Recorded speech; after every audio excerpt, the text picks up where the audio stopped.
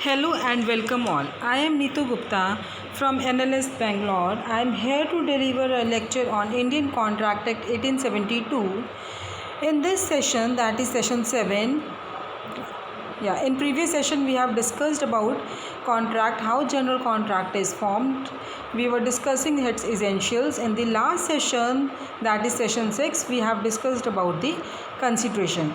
Now next main essential of contract is that there must be a free consent.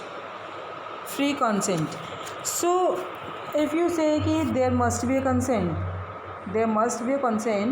it is not sufficient. That consent must be free. It must be made by both the parties and it must be free for both the parties. So this is clearly written under section 10 of Indian Contract Act that parties should enter into a contract with their free consent. If their consent is not free, then your contract is voidable. It is not a valid, it is voidable. Voidable we have already discussed in my previous session. I tell you कि voidable क्या है. जहाँ पे आपको डरा धमका के कोई भी है आपकी मर्ज़ी के बिना आपसे कॉन्ट्रैक्ट कर रहे हैं, that is a voidable agreement and that agreement is valid unless and until you take an action. Is it clear? Now the term consent. What is a consent? That is defined under section 13 of Indian Contract Act. So section 13 says consent. Section 13 says consent. It defines two or more persons are said to consent when they agree upon the same thing in the same session.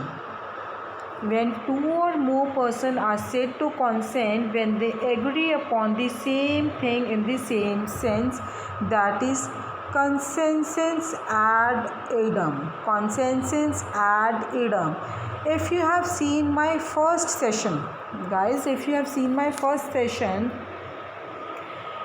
that session I have already discussed about consensus ad idem while discussing the definition of contract. I have discussed consensus ad idem.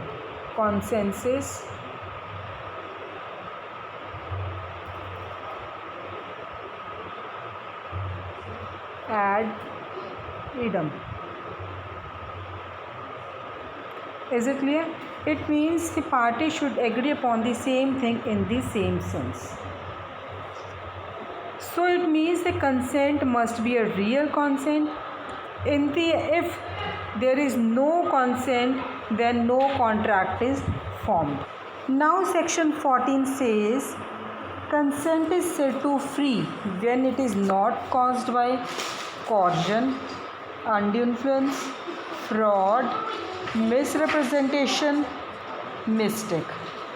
Is it clear? So we have discussed section 10. What section 10 says? There must be a consent and consent must be free. Then we have discussed section 13, who defines the term consent. Now what section 14 says? Section 14 explains you if when consent is not free. Is it clear? When consent is not free, it defines that. So it says consent is not free when it is not caused by, when consent is free when it is not caused by coercion under section 15, undue influence under section 16, fraud under 17, misrepresentation under section 18, and last not the least, mistake under section 20, 21 and 22. So we will discuss one by one. So generally when contract is made, when agreement is made, every time it is presumed that consent is free. So if there is any dispute regarding, then burden of proof, who is going to prove? General rule क्या है कि agreement हो गया तो it means consent free होगी. But if there is any dispute regarding the consent, burden of proof किस पे आएगा, कौन सी पार्टी पे आएगा? The person who is challenging the consent. जो पर्सन कह रहा है कि कॉन्सेंट फ्री नहीं है, he has to prove that consent is not free. ठीक है, so as we have seen section 14, so consent is not free only for those 5 grounds as specified under section 14. So now we'll discuss coercion, that is section 15. Coercion section 15. Is it clear? Now coercion. What do you mean by coercion?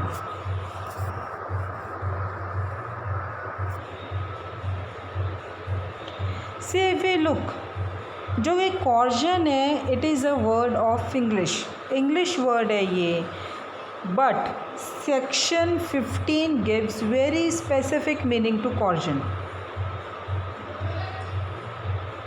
Generally if we talk about coercion, है क्या है? coercion का मतलब है force, threat, force है, threat है, डराना है, धमकाना है.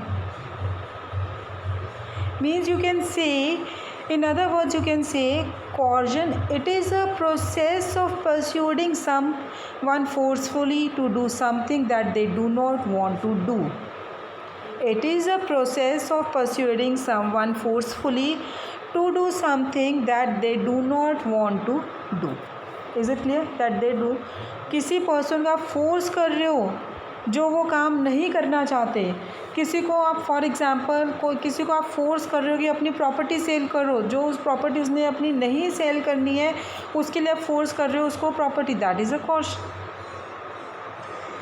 सो let us look at section 15. Section 15 क्या कहता है? Section 15 says about the coercion that there must be an act. सबसे पहले क्या है कि एक्ट होना चाहिए, ठीक है, और threat of act. There must be an act और threat of act by the party causing coercion. There must be an act, और कोई एक्ट आप कर रहे हो या किसी को डरा रहे हो, और कौन कर रहा है? वो जो कॉर्जन कमिट कर रहा है, कॉज कर रहा है. नेक्स्ट क्या कहता है कॉर्जन? सेक्शन 15 क्या कहता है आपका? एन एक्ट और threat of an act must be forbidden by IPC. An act और threat of act must be forbidden by IPC. जो आप एक्ट कर रहे हो या डरा रहे हो, that act must be forbidden by IPC. The IPC means Indian penal code में वो कि कहा गया है कि this act is not lawful या फॉरबिडन है.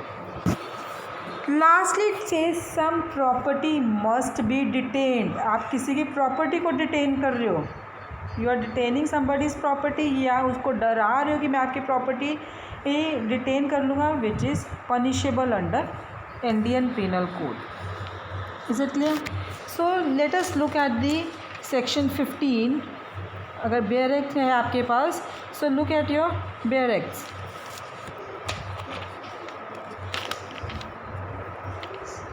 Consent is said to caused by coercion when it is obtained by pressure exerted by either of the following techniques: committing or threatening to commit any act forbidden by Indian Penal Code, unlawfully detaining or threatening to detain any property.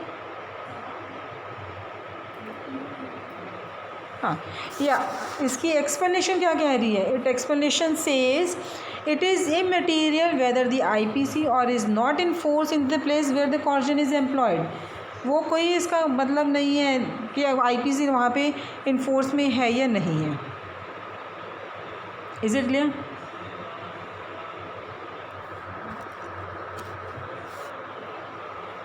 अब आपको if somebody is compelling you, somebody is forcing you to sign a document, ठीक है, आपको कोई force कर रहा है कि भाई ये डॉक्यूमेंट साइन करो जिसमें लिखा है कि सी को मारना है, किसी थर्ड पर्सन को मारना है, और आप वो साइन नहीं कर रहे, फिर भी आपको करना पड़ रहा है. क्यों? क्योंकि वो कह रहा है कि अगर आप ये साइन नहीं करोगे तो मैं आपको मार दूँगा. Is it clear? So this is a कॉर्जन.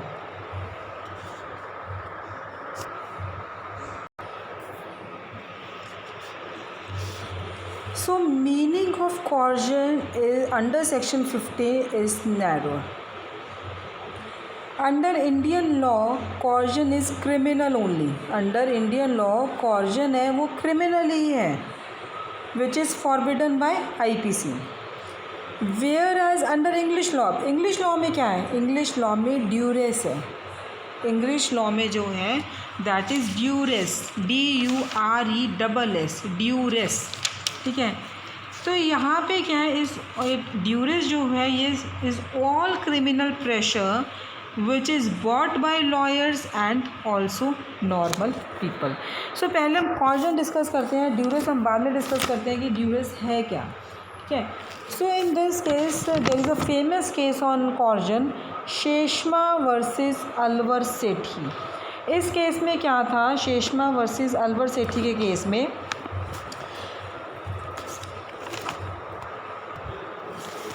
in this case there was a young couple था. दे हैव नो चाइल्ड, कोई बच्चा नहीं था उनका. हस्बैंड की डेथ हो गई है.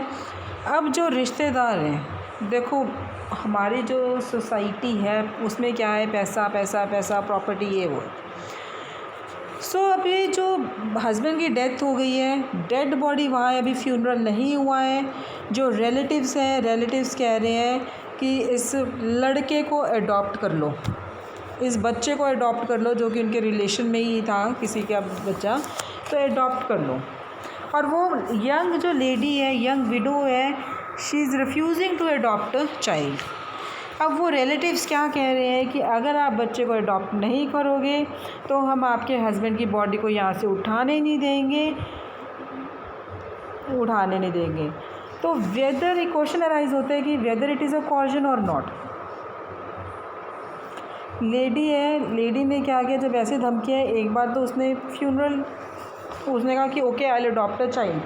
She said okay I will adopt a child, क्योंकि उसे ये था कि एटलीस्ट बॉडी का फ्यूनरल तो होना चाहिए. सो उस डर से उसने बच्चे हाँ कर दिया. Now lady went to a lawyer. Lady है, she went to a lawyer. ठीक है. उसने वहाँ पे लॉयर को जाके बताया कि पूरा मेरे पे प्रेशर था, मुझे डराया गया था. तो in the normal sense you can say it is a coercion. Case file हुआ, लोअर कोर्ट में गए, वहाँ पे कॉर्जन शो किया गया, सारे एविडेंसेस दिए, उन्होंने कहा ठीक है इट इज़ अ कॉर्जन. अब कौन ऑपोजिट पार्टी है, हाई कोर्ट में पहुँची है, केस हाई कोर्ट में चला गया. तो वहाँ पे उन्होंने कहा कि whether it was held that agreement is valid, क्योंकि वहाँ पे कॉर्जन नहीं है, as it was a matter of adoption. ठीक है. उन्होंने कहा एग्रीमेंट वैलिड है क्योंकि ये कॉर्जन नहीं है, ये सिर्फ एडॉप्शन का मैटर है, प्रॉपर्टी का मैटर नहीं है, क्योंकि उन्होंने तो ये कहा ही नहीं है कि हमें तो प्रॉपर्टी के लिए हम बच्चे को एडॉप्शन में दे रहे हैं. ठीक है. एंड दे ऑल्सो सेड कि जो थ्रेट वहाँ पे था, no doubt there was a threat. High court said no doubt there was a threat, कि वो थ्रेट क्या था कि वो उसकी डेड बॉडी को नहीं उठाने देंगे, उसका फ्यूनरल का में नहीं करने देंगे. बट इट सेड कि आईपीसी में ऐसा कुछ लिखा ही नहीं है. There was nothing was done which is forbidden by IPC. So technically they said कि there is no coercion. So court has criticised the lawyer. High court ने एक लॉयर को क्रिटिसाइज़ किया जिसने कॉर्जन की प्ली ली है. सा कि यहाँ पे उन्होंने कहा what high court said, he said कि there is no coercion, but it would be done grave injustice if the case was decided against the lady. No doubt वहाँ पे कॉर्जन नहीं है, उन्होंने कहा. हाँ, लेकिन उसे डराया धमकाया भी क्या, जिस वजह से उसने बच्चे को अडॉप्ट किया है. तो इसीलिए अगर हम लेडी के अगेंस्ट काम करते हैं डिसीजन, तो it was great injustice to the lady. So he asked the lawyer to look at the provisions of Indian Penal Code and also mention the section which says insulting a dead body under IPC is punishable, and that section is section 297. So agreement was treated to be invalid as consent was not free, but the defense of caution should be taken with due care and caution. अब ज़रूरी नहीं है कि हर एक compulsion, हर एक force, हर एक threat coercion होगा. So only that compulsion, that pressure, that threat is coercion which is forbidden by IPC. Is it clear? चलो लेट अस डिस्कस कि whether threat to commit suicide is coercion और not. अगर आपको कोई ये कह रहा है कि भाई अगर आपने ये काम नहीं किया मैं सुसाइड कमिट कर लूँगा, इज़ इट अ कॉर्जन और not? So there was a rich family, husband था इंडस्ट्रियलिस्ट है। सो ये हस्बैंड है, ही वॉज टू बिज़ी अपने बिज़नेस में था कि बहुत ज़्यादा बिज़ी रहता था, तो जो भी हाउस होल्ड के काम थे, हाउस होल्ड में कुछ लेके आना है जो तो था वो वाइफ के साथ था, वाइफ के पास थी वो जिम्मेवारी। Wife she was busy with kitty parties, ठीक है, रिच फैमिली है, वाइफ है, उसको भी कोई था नहीं, वो अपनी किटी पार्टीज़ में बिज़ी थी। हस्बैंड है, हस्बैंड ने उसको मनी नहीं दिए, सो जब मनी नहीं दिए उसको, so she find a solution that is कि जो चेकबुक्स घर पे पड़ी थी, जब वाइफ को मनी नहीं मिले तो उसने क्या किया कि जो चेकबुक्स घर पे पड़ी थी उसने उनको साइन कर दिए और प्रेजेंट कर दिए वो चेक बैंक में जाके जमा कर दिए। जब चेक बैंक में उन्होंने जमा किए तो उसको चेक्स पेड हो गए, कुछ चेक्स को पे कर दिए गए थे बिकॉज ऑफ नेग्लिजेंस। अब यहाँ पे किसकी नेग्लिजेंस थी? बैंक की नेग्लिजेंस थी। तो जहाँ पे अब हस्बैंड ने अपना अकाउंट जब कंपेयर किया, उसने बोला कि ये चेक तो मैंने कभी यूज़ किए ही नहीं। सो बैंक ने फिर इंक्वायर किया, और जब बैंक ने इंक्वायर किया, bank came to the conclusion that cheques were issued to your wife, कि हस्बैंड का भाटिया था, मिस्टर भाटिया, तो उन्होंने कहा कि cheques were issued to Mrs Bhatia. So in this case there was threat by bank to Mr Bhatia, ठीक है, थ्रेट, बैंक ने डराया धमकाया था मिस्टर भाटिया को that if he will demand money then they will have to take action against his wife, ठीक है। So Mister Bhatia replied that no action should be taken against his wife, so he agreed not to demand the money and his account has to be adjusted. But later on he came back to the bank, ठीक है, mister Bhatia फिर से bank में आ गए, और उन्होंने क्या कहा? He said he want back his money. Bank said that he gave in writing कि वो डिमांड नहीं करेगा। Mr Bhatia then took the plea that he was threatened, ठीक है, उसको डराया धमकाया गया था। क्या डराया था? कि वो उनकी वाइफ के अगेंस्ट एक्शन लेंगे। So court held that such threat compulsion force is not forbidden by IPC, so again it is not a coercion. Is it clear? So in all the cases when you are saying it is a caution, you have to look whether coercion, the act which is committed, is forbidden by IPC or not. Is it clear? So in the next session we are going to discuss undue influence. So the consent if caused by coercion is voidable. Thank you.